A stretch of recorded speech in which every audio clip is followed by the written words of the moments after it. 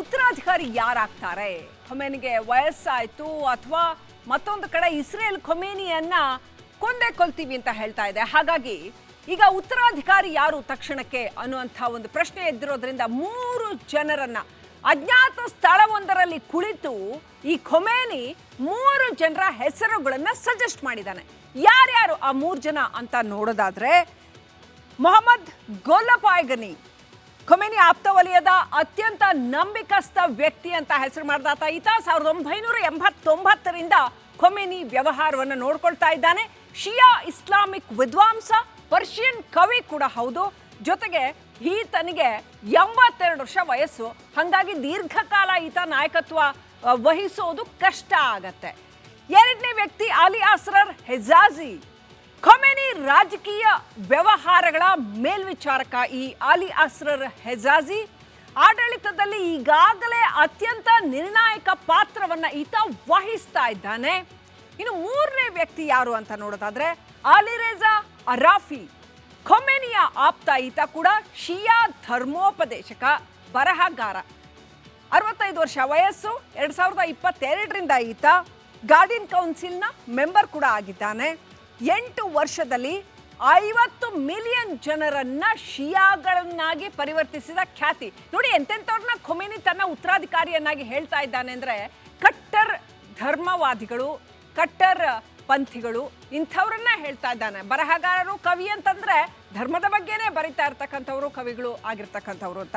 ಇನ್ನು ಕೊನೆಯದಾಗಿ ನನ್ ಅದರ್ ದೆನ್ ಮೊಜ್ತಬಾ ಖೊಮೇನಿ, ಇರಾನ್ನ ಸರ್ವೋಚ್ಚ ನಾಯಕ ಖೊಮೇನಿಯ 2ನೇ ಪುತ್ರ. ಈತ ಇಸ್ಲಾಮಿಕ್ ರೆವಲ್ಯೂಷನರಿ ಗಾರ್ಡ್ಸ್ನ ಕೋರ್ ಟೀಮ್ನಲ್ಲಿರುವಂತಹ ವ್ಯಕ್ತಿ, ಮಹತ್ವದ ಪಾತ್ರವನ್ನು ವಹಿಸ್ತಾ ಇದ್ದಾನೆ. ದೇಶದ ಆಡಳಿತದ ಮೇಲೆ ಈತ ಪ್ರಬಲ ಹಿಡಿತವನ್ನ ಹೊಂದಿದ್ದಾನೆ. ಮೊಜ್ತಬಾ ಉತ್ತರಾಧಿಕಾರಿ ಆಗೋದು ಅನುಮಾನ ಅಂತ ಕೂಡ ಹೇಳಲಾಗ್ತಾ ಇದೆ. ಯಾಕಂದ್ರೆ ಆತನನ್ನ ಅಷ್ಟೊಂದು ಪುಷ್ ಮಾಡ್ತಾ ಇಲ್ಲ ಖೊಮೇನಿ ಅಂತ ಹೇಳಲಾಗ್ತಾ ಇದೆ ಕೂಡ. ಯಾಕಂತಂದ್ರೆ ಥಿಯಾಲಜಿಕಲ್ ನಾಲೆಡ್ಜ್ ಕಡಿಮೆ ಅನ್ನುವಂಥ ಮಾತು ಕೂಡ ಇದೆ. ಆ ಶಾಸ್ತ್ರವನ್ನ ಹೊಂದಿಲ್ಲ ಈತ ಅನ್ನುವಂಥದ್ದು ಇದೆ. ಮಗನನ್ನ ಮುಂದಿನ ನಾಯಕನನ್ನಾಗಿ ರೂಪಿಸ್ತಾನ ಇಲ್ವಾ ಅನ್ನೋದು ಈಗ ಪ್ರಶ್ನೆಯಾಗಿದೆ. ವೀಕ್ಷಕರೇ ನೋಡಿ, ಇಷ್ಟೆಲ್ಲ ನಡೀತಾ ಇರೋದ್ರ ಮಧ್ಯದಲ್ಲಿ ಒಂದು ದೇಶ, ಒಂದು ಕಂಟ್ರಿ ದೇಶವನ್ನ ನಿಮಗೆ ಹೊಸ ರೀತಿಯಲ್ಲಿ ಪರಿಚಯ ಮಾಡ್ಕೊಡ್ತೀವಿ. ಯಾರಾದ್ರೂ ಬಿರಿಯಾನಿ ಹಾಕಿದ್ರೆ ತಿನ್ನೋ ತನಕ ಬಾಲ ಅಲ್ಲಾಡ್ಸುತ್ತೆ, ಅದ್ರ ತಿಂದ ಬಳಿಕ ಕೊಟ್ಟ ಧಣಿಯನ್ನೇ ನೋಡಿ ಬೊಗಳುತ್ತೆ. ಆ ದೇಶ ಯಾವುದು, ನಾವು ಏನು ಹೇಳ್ತಾ ಇದೀವಿ ಅಂತ ನಿಮಗೆ ಗೊತ್ತಾಗ್ಬೇಕಂತಂದ್ರೆ ಈ ಸ್ಟೋರಿ ನೋಡಿ. ಇನ್ನು ಖೊಮೇನಿ ಉತ್ತರಾಧಿಕಾರಿ ಯಾರಾಗ್ತಾರೆ? ಖೊಮೇನಿಗೆ ವಯಸ್ಸಾಯ್ತು ಅಥವಾ ಮತ್ತೊಂದು ಕಡೆ ಇಸ್ರೇಲ್ ಖೊಮೇನಿಯನ್ನ ಕೊಂದೇ ಕೊಲ್ತೀವಿ ಅಂತ ಹೇಳ್ತಾ ಇದೆ. ಹಾಗಾಗಿ ಈಗ ಉತ್ತರಾಧಿಕಾರಿ ಯಾರು ತಕ್ಷಣಕ್ಕೆ ಅನ್ನುವಂಥ ಒಂದು ಪ್ರಶ್ನೆ ಎದ್ದಿರೋದ್ರಿಂದ 3 ಜನರನ್ನ ಅಜ್ಞಾತ ಸ್ಥಳವೊಂದರಲ್ಲಿ ಕುಳಿತು ಈ ಖೊಮೇನಿ 3 ಜನರ ಹೆಸರುಗಳನ್ನ ಸಜೆಸ್ಟ್ ಮಾಡಿದ್ದಾನೆ. ಯಾರ್ಯಾರು ಆ 3 ಜನ ಅಂತ ನೋಡೋದಾದ್ರೆ, ಮೊಹಮ್ಮದ್ ಗೊಲ್ಲಪಾಯ್ಗನಿ ಖೊಮೇನಿ ಆಪ್ತ ವಲಯದ ಅತ್ಯಂತ ನಂಬಿಕಸ್ಥ ವ್ಯಕ್ತಿ ಅಂತ ಹೆಸರು ಮಾಡಿದಾತ. ಈತ 1989ರಿಂದ ಖೊಮೇನಿ ವ್ಯವಹಾರವನ್ನು ನೋಡ್ಕೊಳ್ತಾ ಇದ್ದಾನೆ. ಶಿಯಾ ಇಸ್ಲಾಮಿಕ್ ವಿದ್ವಾಂಸ, ಪರ್ಷಿಯನ್ ಕವಿ ಕೂಡ ಹೌದು. ಜೊತೆಗೆ ಈತನಿಗೆ 82 ವರ್ಷ ವಯಸ್ಸು. ಹಾಗಾಗಿ ದೀರ್ಘಕಾಲ ಈತ ನಾಯಕತ್ವ ವಹಿಸೋದು ಕಷ್ಟ ಆಗತ್ತೆ. ಎರಡನೇ ವ್ಯಕ್ತಿ ಅಲಿ ಅಸ್ರರ್ ಹೆಜಾಜಿ, ಖೊಮೇನಿ ರಾಜಕೀಯ ವ್ಯವಹಾರಗಳ ಮೇಲ್ವಿಚಾರಕ. ಈ ಅಲಿ ಅಸ್ರರ್ ಹೆಜಾಜಿ ಆಡಳಿತದಲ್ಲಿ ಈಗಾಗಲೇ ಅತ್ಯಂತ ನಿರ್ಣಾಯಕ ಪಾತ್ರವನ್ನ ಈತ ವಹಿಸ್ತಾ ಇದ್ದಾನೆ. ಇನ್ನು ಮೂರನೇ ವ್ಯಕ್ತಿ ಯಾರು ಅಂತ ನೋಡೋದಾದ್ರೆ, ಅಲಿರೇಜಾ ಅರಾಫಿ, ಖೊಮೇನಿಯ ಆಪ್ತ. ಈತ ಕೂಡ ಶಿಯಾ ಧರ್ಮೋಪದೇಶಕ, ಬರಹಗಾರ. 65 ವರ್ಷ ವಯಸ್ಸು. 2022ರಿಂದ ಈತ ಗಾರ್ಡಿಯನ್ ಕೌನ್ಸಿಲ್ನ ಮೆಂಬರ್ ಕೂಡ ಆಗಿದ್ದಾನೆ.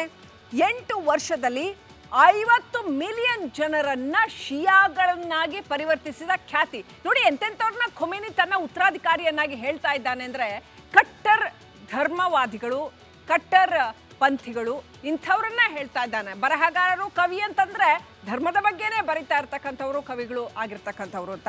ಇನ್ನು ಕೊನೆಯದಾಗಿ ನನ್ ಅದರ್ ದೆನ್ ಮೊಜ್ತಬಾ ಖೊಮೇನಿ, ಇರಾನ್ನ ಸರ್ವೋಚ್ಚ ನಾಯಕ ಖೊಮೇನಿಯ 2ನೇ ಪುತ್ರ. ಈತ ಇಸ್ಲಾಮಿಕ್ ರೆವಲ್ಯೂಷನರಿ ಗಾರ್ಡ್ಸ್ನ ಕೋರ್ ಟೀಮ್ನಲ್ಲಿರುವಂತಹ ವ್ಯಕ್ತಿ, ಮಹತ್ವದ ಪಾತ್ರವನ್ನು ವಹಿಸ್ತಾ ಇದ್ದಾನೆ.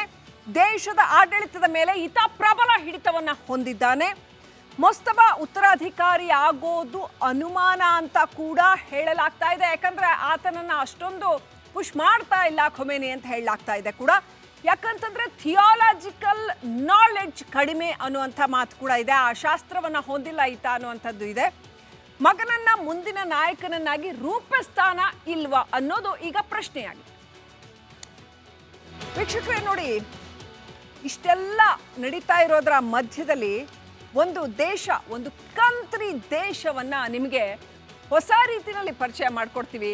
ಯಾರಾದರೂ ಬಿರಿಯಾನಿ ಹಾಕಿದ್ರೆ ತಿನ್ನೋ ತನಕ ಬಾಲ ಅಲ್ಲಾಡ್ಸುತ್ತೆ, ಅದ್ರ ತಿಂದ ಬಳಿಕ ಕೊಟ್ಟ ಧಣಿಯನ್ನೇ ನೋಡಿ ಬೊಗಳುತ್ತೆ. ಆ ದೇಶ ಯಾವುದು, ನಾವು ಏನು ಹೇಳ್ತಾ ಇದೀವಿ ಅಂತ ನಿಮಗೆ ಗೊತ್ತಾಗ್ಬೇಕಂತಂದ್ರೆ ಈ ಸ್ಟೋರಿ ನೋಡಿ. ಇನ್ನು ಖೊಮೇನಿ ಉತ್ತರಾಧಿಕಾರಿ ಯಾರಾಗ್ತಾರೆ? ಖೊಮೇನಿಗೆ ವಯಸ್ಸಾಯ್ತು ಅಥವಾ ಮತ್ತೊಂದು ಕಡೆ ಇಸ್ರೇಲ್ ಖೊಮೇನಿಯನ್ನ ಕೊಂದೇ ಕೊಲ್ತೀವಿ ಅಂತ ಹೇಳ್ತಾ ಇದೆ. ಹಾಗಾಗಿ ಈಗ ಉತ್ತರಾಧಿಕಾರಿ ಯಾರು ತಕ್ಷಣಕ್ಕೆ ಅನ್ನುವಂಥ ಒಂದು ಪ್ರಶ್ನೆ ಎದ್ದಿರೋದ್ರಿಂದ 3 ಜನರನ್ನ ಅಜ್ಞಾತ ಸ್ಥಳವೊಂದರಲ್ಲಿ ಕುಳಿತು ಈ ಖೊಮೇನಿ 3 ಜನರ ಹೆಸರುಗಳನ್ನ ಸಜೆಸ್ಟ್ ಮಾಡಿದ್ದಾನೆ. ಯಾರ್ಯಾರು ಆ 3 ಜನ ಅಂತ ನೋಡೋದಾದ್ರೆ, ಮೊಹಮ್ಮದ್ ಗೊಲ್ಲಪಾಯ್ಗನಿ, ಖೊಮೇನಿ ಆಪ್ತ ವಲಯದ ಅತ್ಯಂತ ನಂಬಿಕಸ್ಥ ವ್ಯಕ್ತಿ ಅಂತ ಹೆಸರು ಮಾಡಿದಾತ ಈತ. 1989ರಿಂದ ಖೊಮೇನಿ ವ್ಯವಹಾರವನ್ನು ನೋಡ್ಕೊಳ್ತಾ ಇದ್ದಾನೆ. ಶಿಯಾ ಇಸ್ಲಾಮಿಕ್ ವಿದ್ವಾಂಸ, ಪರ್ಷಿಯನ್ ಕವಿ ಕೂಡ ಹೌದು. ಜೊತೆಗೆ ಈತನಿಗೆ 82 ವರ್ಷ ವಯಸ್ಸು. ಹಾಗಾಗಿ ದೀರ್ಘಕಾಲ ಈತ ನಾಯಕತ್ವ ವಹಿಸೋದು ಕಷ್ಟ ಆಗತ್ತೆ. 2ನೇ ವ್ಯಕ್ತಿ ಅಲಿ ಅಸ್ರರ್ ಹೆಜಾಜಿ, ಖೊಮೇನಿ ರಾಜಕೀಯ ವ್ಯವಹಾರಗಳ ಮೇಲ್ವಿಚಾರಕ. ಈ ಅಲಿ ಅಸ್ರರ್ ಹೆಜಾಜಿ ಆಡಳಿತದಲ್ಲಿ ಈಗಾಗಲೇ ಅತ್ಯಂತ ನಿರ್ಣಾಯಕ ಪಾತ್ರವನ್ನ ಈತ ವಹಿಸ್ತಾ ಇದ್ದಾನೆ. ಇನ್ನು 3ನೇ ವ್ಯಕ್ತಿ ಯಾರು ಅಂತ ನೋಡೋದಾದ್ರೆ ಅಲಿರೇಜಾ ಅರಾಫಿ, ಖೊಮೇನಿಯ ಆಪ್ತ. ಈತ ಕೂಡ ಶಿಯಾ ಧರ್ಮೋಪದೇಶಕ, ಬರಹಗಾರ. 65 ವರ್ಷ ವಯಸ್ಸು. 2022ರಿಂದ ಈತ ಗಾರ್ಡಿಯನ್ ಕೌನ್ಸಿಲ್ನ ಮೆಂಬರ್ ಕೂಡ ಆಗಿದ್ದಾನೆ. 8 ವರ್ಷದಲ್ಲಿ 50 ಮಿಲಿಯನ್ ಜನರನ್ನ ಶಿಯಾಗಳನ್ನಾಗಿ ಪರಿವರ್ತಿಸಿದ ಖ್ಯಾತಿ. ನೋಡಿ ಎಂತೆಂಥವ್ರನ್ನ ಖೊಮೇನಿ ತನ್ನ ಉತ್ತರಾಧಿಕಾರಿಯನ್ನಾಗಿ ಹೇಳ್ತಾ ಇದ್ದಾನೆ ಅಂದ್ರೆ, ಕಟ್ಟರ್ ಧರ್ಮವಾದಿಗಳು, ಕಟ್ಟರ್ ಪಂಥಿಗಳು, ಇಂಥವ್ರನ್ನ ಹೇಳ್ತಾ ಇದ್ದಾನೆ. ಬರಹಗಾರರು, ಕವಿ ಅಂತಂದ್ರೆ ಧರ್ಮದ ಬಗ್ಗೆನೇ ಬರಿತಾ ಇರ್ತಕ್ಕಂಥವ್ರು ಕವಿಗಳು ಆಗಿರ್ತಕ್ಕಂಥವ್ರು ಅಂತ. ಇನ್ನು ಕೊನೆಯದಾಗಿ ನನ್ ಅದರ್ ದೆನ್ ಮೊಸ್ತಬಾ ಖೊಮೇನಿ, ಇರಾನ್ನ ಸರ್ವೋಚ್ಚ ನಾಯಕ ಖೊಮೇನಿಯ 2ನೇ ಪುತ್ರ ಈತ. ಇಸ್ಲಾಮಿಕ್ ರೆವಲ್ಯೂಷನರಿ ಗಾರ್ಡ್ಸ್ನ ಕೋರ್ ಟೀಮ್ನಲ್ಲಿರುವಂಥ ವ್ಯಕ್ತಿ, ಮಹತ್ವದ ಪಾತ್ರವನ್ನು ವಹಿಸ್ತಾ ಇದ್ದಾನೆ. ದೇಶದ ಆಡಳಿತದ ಮೇಲೆ ಈತ ಪ್ರಬಲ ಹಿಡಿತವನ್ನ ಹೊಂದಿದ್ದಾನೆ. ಮೊಸ್ತಬಾ ಉತ್ತರಾಧಿಕಾರಿ ಆಗೋದು ಅನುಮಾನ ಅಂತ ಕೂಡ ಹೇಳಲಾಗ್ತಾ ಇದೆ. ಯಾಕಂದ್ರೆ ಆತನನ್ನ ಅಷ್ಟೊಂದು ಪುಷ್ ಮಾಡ್ತಾ ಇಲ್ಲ ಖೊಮೇನಿ ಅಂತ ಹೇಳಲಾಗ್ತಾ ಇದೆ ಕೂಡ. ಯಾಕಂತಂದ್ರೆ ಥಿಯಾಲಜಿಕಲ್ ನಾಲೆಡ್ಜ್ ಕಡಿಮೆ ಅನ್ನುವಂಥ ಮಾತು ಕೂಡ ಇದೆ. ಆ ಶಾಸ್ತ್ರವನ್ನ ಹೊಂದಿಲ್ಲ ಈತ ಅನ್ನುವಂಥದ್ದು ಇದೆ. ಮಗನನ್ನ ಮುಂದಿನ ನಾಯಕನನ್ನಾಗಿ ರೂಪಿಸ್ತಾನ ಇಲ್ವಾ ಅನ್ನೋದು ಈಗ ಪ್ರಶ್ನೆಯಾಗಿದೆ.